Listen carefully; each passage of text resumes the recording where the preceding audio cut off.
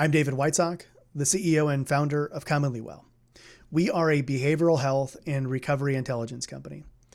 We measure recovery and resilience capital, or the resources and conditions that support people overcoming addiction.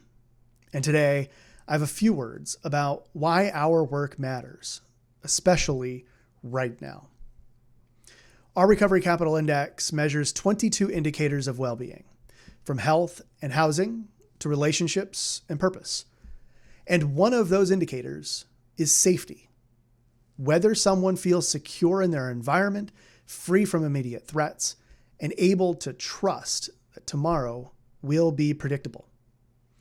We don't measure safety because it's a nice to have. We measure it because our data from over 40,000 assessments and other research shows that safety is foundational. When safety scores or the sense of safety is low, what we see are higher rates of rearrest, little to no growth across other areas of well-being, and diminished capacity for the kind of decision-making, recovery, and life requires. Safety isn't just a feeling. It's a precondition for change. The noted psychologist Martin Seligman discovered something crucial in his research. Psychological safety doesn't come from the absence of threats. It comes from the presence of clear, reliable safety signals in our environment. A safety signal is something external, a stable home, a trustworthy person, a predictable routine, a community where you know the rules and can count on those rules being followed. We internalize these signals all the time. They tell us you're secure enough to plan ahead. You're safe enough to be vulnerable. You're stable enough to change. Without those signals, our brains go into threat scanning mode. We become hypervigilant. Our cognitive resources, the mental bandwidth we need for complex decisions, delayed gratification, building relationships, they get consumed by the constant question, am I safe right now? For people overcoming addiction, this can be catastrophic.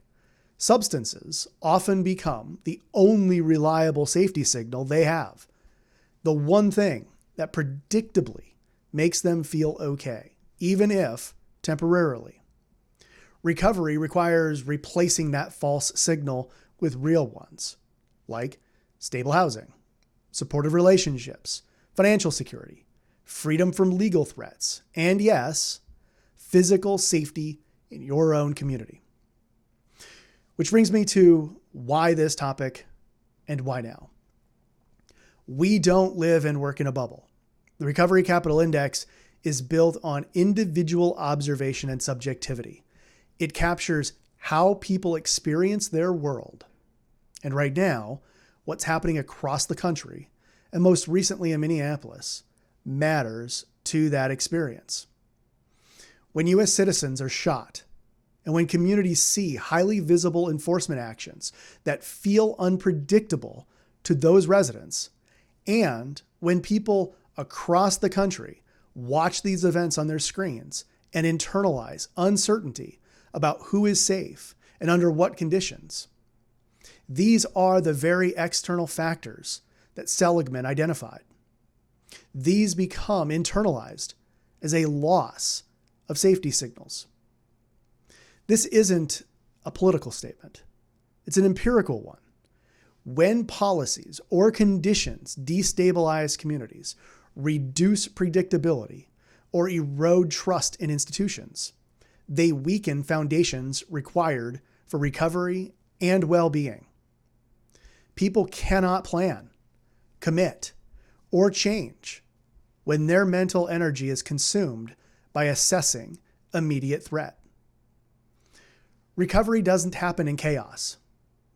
It happens when safety signals are strong enough for people to look beyond today. Commonly Well exists to provide evidence-based measurement and insight to the organizations working every day to support people in recovery. We measure what's actually happening in people's lives, including the ways that national events and policy decisions affect the recovery capital of the communities we and our customers serve. We will share those insights with treatment providers, recovery organizations, policymakers, and funders so they can make informed decisions. And we will advocate for approaches that build safety signals rather than destroy them. Because at the end of the day, our data is clear. Recovery happens when people have the resources and stability to believe that change is possible. Our job is to measure that change and to measure that possibility. We are here to protect that and to help organizations create the conditions where it can flourish.